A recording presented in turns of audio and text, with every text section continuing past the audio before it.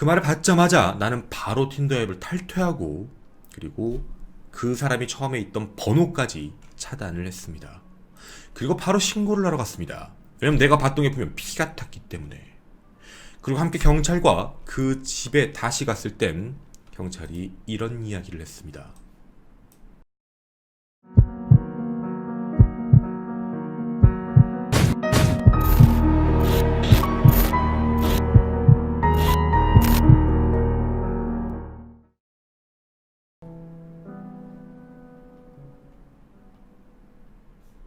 안녕하십니까. 전국의 유튜브 독자 여러분, 아프리카TV 시청자 여러분, 매주 수요일 여러분과 기괴한 이야기를 전달하는 오컬트 스토리의 김원입니다.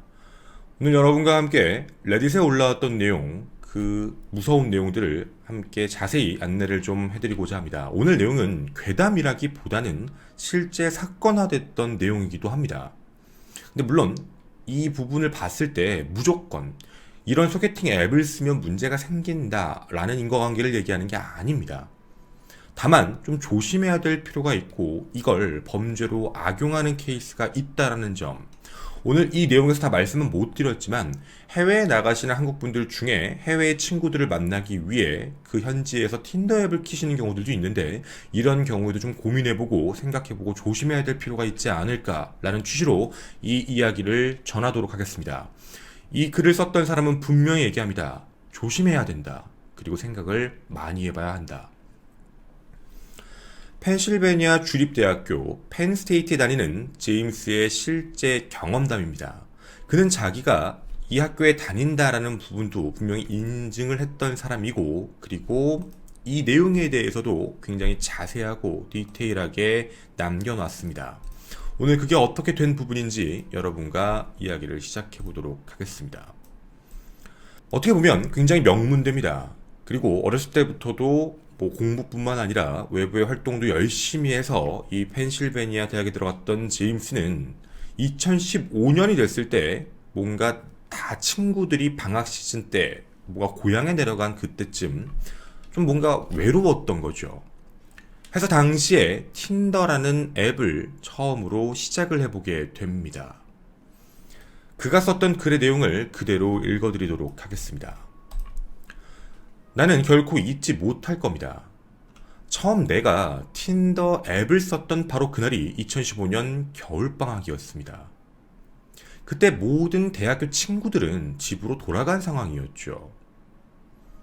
내가 기숙사, 좀 명품, 뭔가 사람들이 더 잘 살고 있는 기숙사에 혼자 남았던 나는 할 것도 없고 알고 있던 여자친구도 없고 그렇다고 한국에서 표현하는 썸 같은 사이도 아예 없었기 때문에 주변에서 한 번씩 써봤다던 앱을 써보는 게 어떨까? 그게 목요일 저녁 8시, 9시쯤이었습니다. 내가 생각할 때도 그리고 주변인들이 얘기할 때도 목요일 밤 8시, 9시면 피크였던 거지요. 사람들이 그 앱을 많이 활동하는 시간 자체가 말입니다. 해서 나는 그 당시에 그 앱을 내 폰에 다운을 받았습니다. 내 아이폰에는 틴더라는 앱이 설치가 되었고 나는 그 안에 들어가 조심스럽게 프로필을 설정합니다. 그거 하는데 한 10분 정도? 왜냐면 내 갤러리 폴더에 들어가서 내 사진도 찾아보고 특히 좀 잘 나오고 예쁜 사진들 이런 걸 알아봤어야 되니까 말이죠.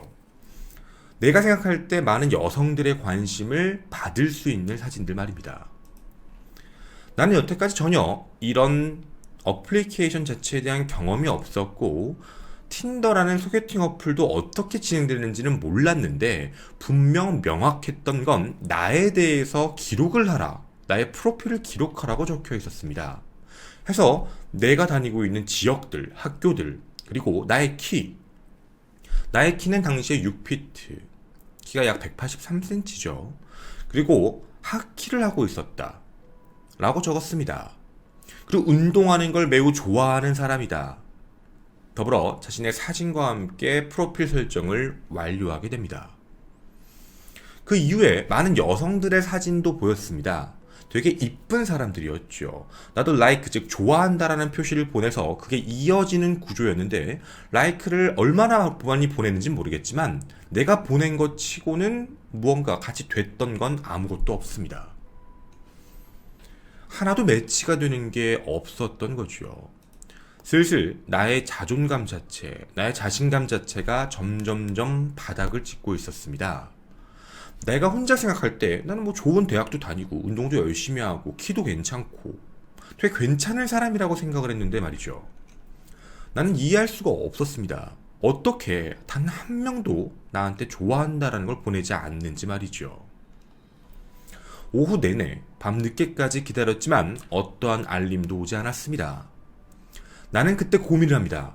아, 이거 지워야겠다. 그 이유는 단순했습니다. 내 자존감이 너무 없었기 때문에. 그런데 바로 그 순간이었습니다. 내 핸드폰에 한 번의 진동이 왔지요. 그리고 메시지가 떴습니다. 축하합니다. 새로운 매치가 하나 떴는데 누군가 나를 좋아한다라는 걸 찍었다라는 표시였습니다. 나는 매우 기뻐서 그리고 흥분해서 바로 앱을 들어가고 바로 보게 되었습니다. 한 여성과 바로 매치가 되었죠. 그 여성의 페이지에 들어가 어떤 사진을 올렸는지가 되게 궁금했습니다. 총 4장의 사진이 있었는데 굉장히 매력적인 여성의 사진. 그 4가지 사진 중 한 장이 비키니 사진이었습니다. 친구 2명과 함께 서로 볼을 대면서 벽에 기댄 상태로 마치 화보처럼 찍어놨습니다. 프로필을 봤는데 20살이었고 사는 지역 자체 그리고 다니는 대학 자체도 뭐 그렇게 나쁘지 않은 사람, 나하고도 그렇게 멀지 않은 쪽. 그녀는 시러큐스 대학에 다니고 있었습니다. 미국 뉴욕주의 남서부 도시입니다. 그 학교에 다니는 것으로 기록이 되어 있었고 무언가 좋겠다, 한번 연락을 해봐야 되겠다 라는 생각이 들어 먼저 메시지를 용기 내어 보냈습니다. 그렇게 이 여성과 메시지가 시작됐습니다. 나는 뭔가 구식의 방식, 남들이 하는 되게 어설픈 방식의 표현, 그냥 hey 라고 한번 보냈습니다. 그런데 바로 10초 뒤에 그녀는 답장을 합니다. 안녕 큐티라고요. 나는 그 말을 받고 몇 분이 좀 걸렸습니다. 무슨 말을 해야 될지 모르는 상황이었으니까 말이죠. 해서 나는 마침내 한 가지를 먼저 던져봅니다. 혹시 너도 소로리티야? 나는 지금 우리 학교에 프래터니티에 있는데 너도 혹시 소로리티니? 라는 질문을 던졌습니다. 일단 이 부분에 대해서 여러분한테 먼저 좀 설명을 드리고 가야 될 것 같습니다. 한국에는 있는 문화가 아니기 때문에. 백인 남녀의 기숙사를 일컫는 표현입니다. 이걸 대부분 남자는 프래터니티라고 하고 여자는 소로리티라고 부르는데 좀 잘 사는 사람들의 일종의 집단이죠. 함께 같이 삽니다. 기숙사비가 엄청나게 비싼 것으로 알려져 있고 미국 시민이고 백인이면서 부유한 집안이라면 함께 이런 선발대의 지원에 살 수 있고 엄청난 자부심을 느끼게 됩니다. 이것에 소속됐다는 것 자체가 굉장히 뭔가 퀄리티가 있다라는 느낌이 드는 거죠. 그래서 대부분 명문학교에 많이 있는데 이 명문학교에 이제 굿즈샵, 기념품 샵에 가보면 그 학교의 프래너티나 소로리티의 이름이 달려있는 굿즈 상품들도 판매가 되는 게 보여질 정도입니다. 결속력도 높고 함께 공동체 대학생활도 하고 여기에 있었다는 것 자체가 인맥 혹은 직업을 구하는 데도 좀 특별한 부분인 거죠. 실제 미 대통령, 정치인, 사업가 이런 사람들이 대부분 이쪽 출신이다라고 알아주시면 좋겠습니다. 그래서 이 남성이 이 제임스가 이 부분을 먼저 물어봤던 이유도 어떻게 보면 자신에 대한 자신감이죠. 자존감을 위해서 많이 내려간 상황이었는데 나는 소로리티에 대해서 먼저 너 혹시 소로리티야? 나는 프래터니티인데 그러니까 나는 조금 산다라는 표현을 한 거죠. 자, 그래서 그 이유 자체도 얘기를 합니다. 우리 학교에도 소로리티가 있는 친구들이 있어서 혹시 너희도 그렇지 않은가? 라는 이야기들을 먼저 했던 겁니다. 일종의 작업용 멘트였던 거죠. 그녀는 그 이야기를 듣고도 아주 빠르게 10초 이내로 매번 답변을 계속해줬던 겁니다. 정말 멋진 사람이었습니다. 그리고 나도 계속적으로 빨리 답장을 하고 있었죠. 근데 그때 그녀가 다른 메시지를 보냅니다. 너 진짜 귀엽다. 혹시 너 오늘 밤에 뭐해? 이게 목요일이었죠. 너 오늘 밤에 뭐하니? 라고 보낸 겁니다. 바로 그때 나는 굉장히 설레었고, 이 앱이 이런 거구나. 드디어 내가 생각한 것보다 그렇게 어렵지 않았던 거구나 라고 생각을 했습니다. 그래서 나는 빨리 답장을 했고, 그리고 그녀의 답장을 기다리면서 용기를 내고 서로 볼 수 있는 상황까지 이야기가 됐고, 마침내 그녀는 이모티콘 중에 윙크하는 걸 보내며 빨리 와 라고 답장을 했습니다. 나는 그녀한테 내가 되게 놀랬고 심장이 심쿵했다 라는 표현을 쓰면서 그럼 나에게 번호 좀 알려줄 수 있니? 라는 질문을 했습니다. 근데 계속 답변을 주고 10초 이내로 답변이 왔던 그녀가 이 질문에 대해서는 답변을 안 했던 겁니다. 나는 몇 분을 기다렸습니다. 근데 나는 이게 혹시 연락이 끊어졌나? 라는 그런 절망적인 상황은 아니었습니다. 왜냐면 그 이전까지 매우 이야기가 잘 진행되고 있었으니까 말이죠. 근데 그녀가 이런 이야기 합니다. 혹시 너 아이폰 써? 나는 아이폰을 쓰지 않아서 너랑 아이메시지를 보낼 수가 없어. 그렇게만 얘기한 겁니다. 해서 나는 아이메시지 앱 자체를 이용을 못하니까 그냥 번호 하나는 찍어줄게 라고 하고 번호가 하나 찍혔던 겁니다. 그리고 그냥 빨리 와 라고 얘기하며 주소를 남깁니다. 근데 그 주소가 참 신기했던 건 우리 집에서 딱 5마일, 8km 정도, 약 10분 정도 거리에 떨어져 있는 공간이었죠. 바로 가기에 그렇게 먼 거리가 아니었던 겁니다. 나는 그래서 그녀에게 말했습니다. 나 여기 되게 가까운데? 멀지 않은데? 그리고 바로 기숙사에 있는 사람에게 문을 닫으며 나 어디 좀 갔다 온다 라고 이야기하고 그 주소로 출발했습니다. 근데 그 도시, 주소가 찍혀있던 곳은 좀 특별한 곳이었습니다. 매우 조용한 곳이었거든요. 어느 정도의 느낌이었냐면 얼음처럼 매우 차가운 공간. 나는 차를 끌고 그 지역으로 들어가기 시작을 했는데 이 지역이 좀 특이한 점은 모든 집이 섬처럼 있다는 것. 하나의 다리를 건너서 들어갔더니 울타리, 숲 같은데 완전히 둘러싸인 곳에 집 하나, 또 좀 들어가다 보면 또 집 하나, 외길만 있는 곳이었다는 겁니다. 일단 나는 지금 가고 있다 라고 틴더로 메시지를 보냈고 잘 가고 있다 중간중간에 계속을 확인했다. 왜냐면 그녀가 갑자기 이야기를 끊으면 안 되니까. 혼자 생각에는 여기는 굉장히 프라이버시가 많이 존중되는 공간이구나 라고 생각을 했던 거죠. 무언가 폭포 같은 것도 있었고 그리고 강 같은 것도 있는 곳, 그리고 어떤 집은 굉장히 빨간색의 페인트를 칠한 집. 그렇게 지나가고 있는데 이제 거의 다 도착했을 때쯤 이 길만 지나가서 이 옆집이 바로 거기구나 라고 내비게이션이 알려줄 그 상황이었습니다. 그런데 길 한가운데를 막고 있는 레카가 있었습니다. 나는 레카를 보고 그녀에게 바로 틴더 텍스트 메시지를 보냈습니다. 내가 지금 바로 앞까지 다 왔는데 너희 집 앞에 지금 레카가 있어서 내가 못 가고 있어. 그런데 그녀는 바로 답장을 줍니다. 그러면 뒤쪽 길로 돌아와. 뒤쪽 길로 돌아오는 게 거기가 정문이야 원래. 나는 그리고 답장을 바로 보냈습니다. 혹시나 하는 마음에 부모님이 혹시 집에 계시니? 그런데 그녀는 어떠한 답변도 없었습니다. 나는 그렇게 정문 쪽에다가 차를 세우고 그리고 천천히 그녀의 집 방향으로 걸어가고 있었습니다. 근데 내가 알아차린 건 이 집은 정말 신기할 정도로 울타리라는 게 없었다는 것.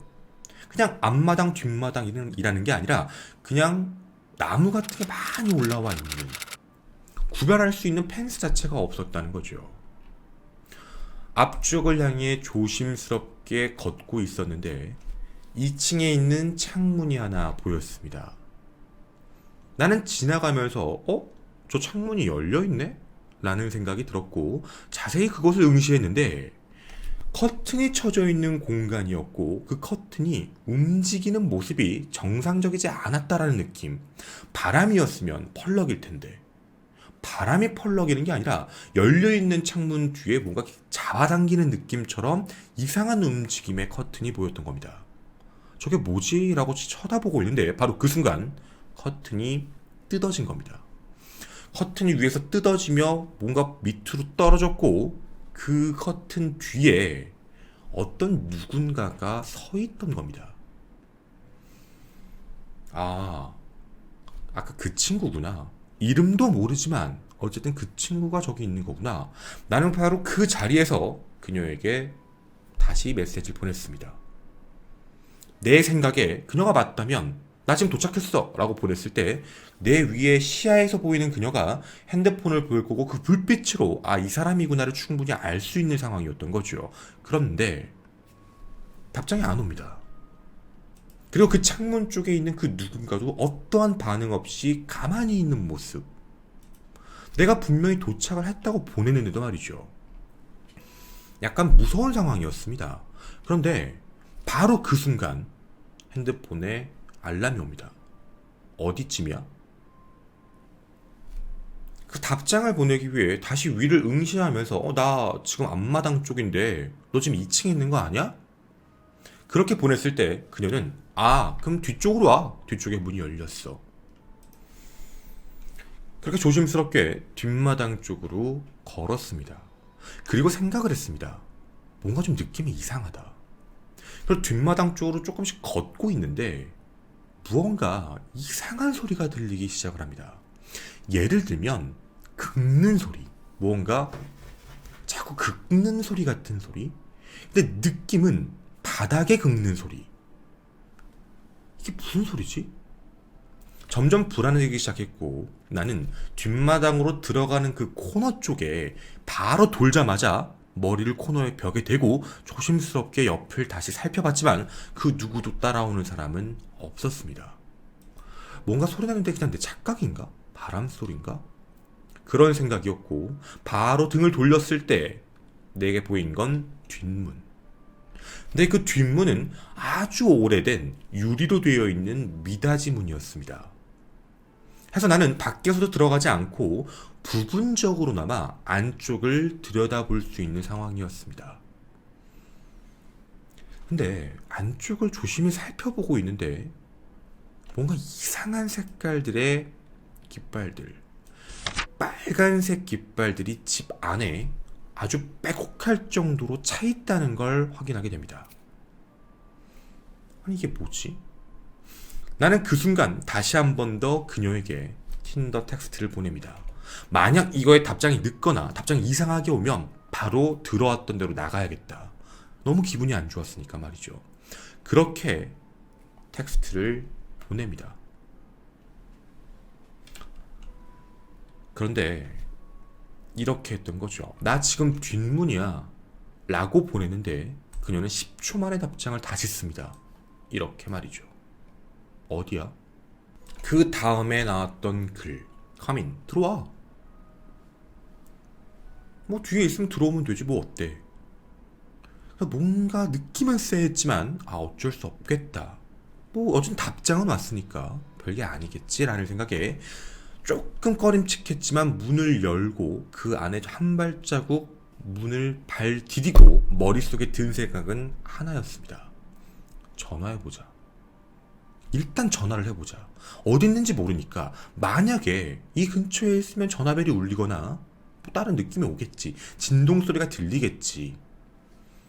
근데 전화를 하려고 할 때도 왠지 좀 느낌이 쎄하니까 나는 다른 방식을 썼다. 바로 텍스트 나우라는 어플리케이션.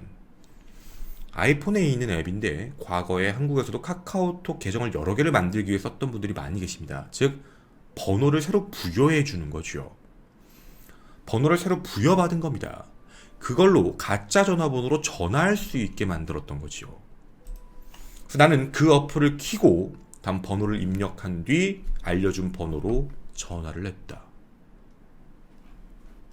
근데 바로 그 순간 그 어두웠던 안에서 보이는 곳이 있었다. 불빛. 벨소리 같은 게 잠깐 들렸다가 꺼졌고 마치 누군가 강제로 끈 것처럼. 근데 불빛이 보였는데 그 위치는 내가 들어갔고 바로 앞에 있는 깃발 바로 뒤. 누군가 벽에 숨어 있었던 거고 거기에서 핸드폰 불빛이 나왔다. 나는 너무나도 놀랬고 그 순간부터 집을 다시 한번 자세히 살펴봤는데 내가 본 건 깃발이 아니었다. 깃발이 아니라 무언가에 걸려있는 핏물 같은 게 뚝뚝 떨어지고 있는 마치 고기 같은 것들.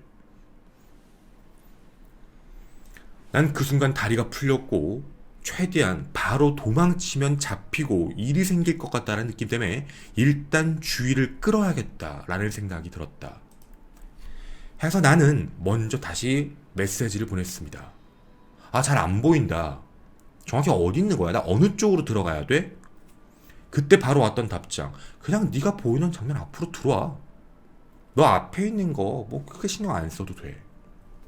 아, 그래 라고 얘기하며 마치 아무 일이 없는 것처럼 휘파람을 불며 앞쪽으로 가려는 듯 하다가 나는 바로 반대 방향으로 뛰어나왔다. 그리고 전속력으로 차로 달려왔습니다. 그 이후 바로 차를 몰고 그리고 집으로 돌아왔습니다. 나는 내 텍스트도 확인하지 않았습니다. 근데 집에 도착하자마자 봤더니 틴더에서 총 15개의 메시지가 와 있었습니다. 15개 중 12개는 다 똑같은 말. 대부분 어디야? 왜 도망갔어? 다시 와. 괜찮아. 근데 남은 3가지가 이상한 글이었습니다. 첫 번째, 나 사실 20살 여자야 아니야. 나 남자야. 두 번째, 근데 나는 알고 있어. 난 지금 너한테 법을 어긴 건 없거든. 난 되게 운이 좋은 것 같아. 넌 신고할 수가 없어. 그리고 마지막 메시지였습니다. 나는 근데 정확히 알고 있어. 너가 어떻게 생겼는지. 그리고 나는 너의 번호를 갖고 있어. 그 말을 받자마자 나는 바로 틴더 앱을 탈퇴하고 그리고 그 사람이 처음에 있던 번호까지 차단을 했습니다. 그리고 바로 신고를 하러 갔습니다. 왜냐면 내가 봤던 게 보면 피가 탔기 때문에. 그리고 함께 경찰과 그 집에 다시 갔을 땐 경찰이 이런 이야기를 했습니다. 이 집 아무도 안 사는 집인데요. 내가 분명히 뒷문 들어갔을 때 빨간 이상한 걸 봤는데 피가 탔습니다 라고 얘기했는데 오늘 루미놀 반응 검사 한번 해보죠. 놀랐던 건 루미놀 반응에 대해서 반응이 왔던 겁니다. 그리고 여기 안에 있던 혈액의 DNA를 확인해보면 혈액형이 여러 가지로 확인됩니다. 사람의 혈액형이었습니다. 하지만 그 누가 이곳에 있었는지는 아무도 몰랐고 주변에 사는 사람에게 물어봤더니 이런 얘기합니다. 여기는 대부분 레드 플래그다. 여기 있는 집들은 대부분 하자가 있는 집이라 사람들이 대부분 들어오지 않는 집인데 그 집 그리고 안 나간 지 꽤 오래됐어요. 그리고 내가 알기로는 내가 여기 온 이후에 저 집에 사람 산 적 본 적도 없는데 즉 어떻게 보면 흉가나 폐가 같은 곳이었죠. 자, 그리고 틴더 앱도 신고를 했지만 그 사람은 이미 탈퇴하고 사라진 상태였습니다. 그런데 얼마 시간 지나지 않아 내 핸드폰 번호로 문자가 하나 왔습니다. 그것도 아이메시지로 말이죠. 이게 네 진짜 번호지. 그리고 크크크크. 그 이후 번호를 가지고 신고를 했지만 잡을 수는 없었습니다. 내가 겪었던 틴더 앱, 소개팅 앱의 실제 사건이었습니다. 소개팅 어플리케이션과 관련되어 있는 사고가 좀 많이 나와 있는 외국 사례가 많습니다. 이걸 일명 후킹이라고 하죠. 어떻게 보면 유혹을 해서 그 이후에 범죄로서 이어지는 경우입니다. 처음 서두에 말씀드린 대로 한국과는 한국에서 주의해야겠지만 외국에서는 이런 사례가 꽤 많이 확인되고 있기 때문에 주의가 조금 필요하다 생각이 듭니다. 사람을 만나게 해주는 어플리케이션, 어쩌면 현대사회에서 외로운 사람들끼리 함께 고통도 기쁨도 슬픔도 공유할 수 있는 익명성이 보장될 수 있는 공간일 수 있겠지만 이걸 누군가는 악용하려고 한다는 점 알아주셨으면 좋겠습니다. 저는 오컬트 스토리의 김원이었습니다. 감사합니다.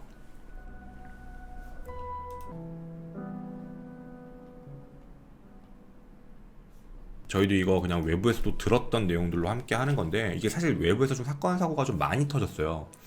그러니까 예를 들면 동양에 있는 사람들이 이제 서양에 가서 뭐 그 나라에 갔으니까 놀고 싶기도 하고 뭐 사람들하고도 얘기해 보고 싶기도 하니까 틴더라는 어플리케이션이 약간 좀 전 세계적이에요. 각 지역에 있는 사람들끼리 만날 수 있는 어플리케이션이다 보니까 틴더라는 어플에 접속을 해가지고 사람을 만나는데, 이게 나쁜 게 아니에요, 사실은. 되게 좋게 하면 문화교류도 되고 친구가 만들어질 수 있는 굉장히 좋은데, 이걸 범죄의 온상으로 쓰고 있는 케이스가 굉장히 많아요. 실제로 이거에 대한 피해 사례가 굉장히 많거든요. 뭐 예를 들자면 저희도 받았던 내용들 중에는 이거 뭐 이걸 보셨던 분들 중에 저희 뭐 유튜브 가족분들 중에도 댓글로 나도 이런 사례가 있었다 하면 달아줘도 괜찮을 것 같은데, 저희가 받았던 내용들 중에는 남자 같은 경우에 외국 나가서 틴더를 했다가 외국 여성하고 이제 그게 이제 접촉이 돼서 만나기로 해서 만났는데, 만나고 나서 그게 뭐 금품갈취로 이어진 경우도 있고. 그러니까 금품갈취라는 게 뭐냐면 현장에 가서 만났는데 어딘가로 같이 가자. 그러니까 뭐 같이 밥을 한 끼 먹고 이제 뭐 같이 데이트처럼 어디를 걸어가는데, 내가 길 잘하니까 내가 데리고 갈게. 뭐 하고 싶어? 술 한잔 할래? 그러면서 이제 골목길로 데려가다가 거기서 이제 금품갈취를 당하는 경우도 많고, 뭐 범죄 피해를 당하는 경우도 많고, 특히 여성 같은 경우도. 그래서 이게 그렇게 되면 나중에 신고하기도 너무 애매해요. 이 틴더라는 어플리케이션 자체가 어쨌든 이게 익명성이라는 게 보장되어 있는 거기 때문에, 그리고 이 어플리케이션에 대해서 자신의 프로필을 기입을 하게 돼 있잖아요.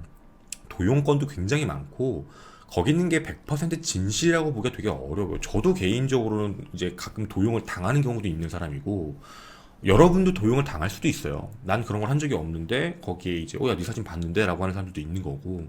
그러니까 이 어플리케이션에 대한 문제로 이게 범죄 온상으로 만약에 이어지면은 되게 위험할 수 있다라서, 좋은 거지만 어떻게 보면 양면성이 있다는 문제거든요. 그래서 이거 저희가 어떻게 해결 방안을 알려드릴 수는 없는데, 이거 지침 보면은 만날 때 웬만하면 긴 시간 동안 만나지 말라는 얘기도 되게 많고요. 사람이 많은 공간에서 만나라는 얘기도 되게 많아요. 그러니까 위험하니까 같이 어딜 가려고 하지 말고 만나서 그 자리에서 얘기하고 그 자리에서 끝내라는 얘기도 되게 많고. 그러니까 이건 좀 현실적인 부분이에요. 좀 현실적으로 좀 문제가 생기는 내용이라, 그래서 괴담이라고 보기는 어려운 것 같아요. 좀 조심해야 될 필요가 있지 않을까라고 생각은 조금 듭니다. 그래서 여러분한테 전달해드렸던 거고, 네, 내용도 안내해드렸던 거죠.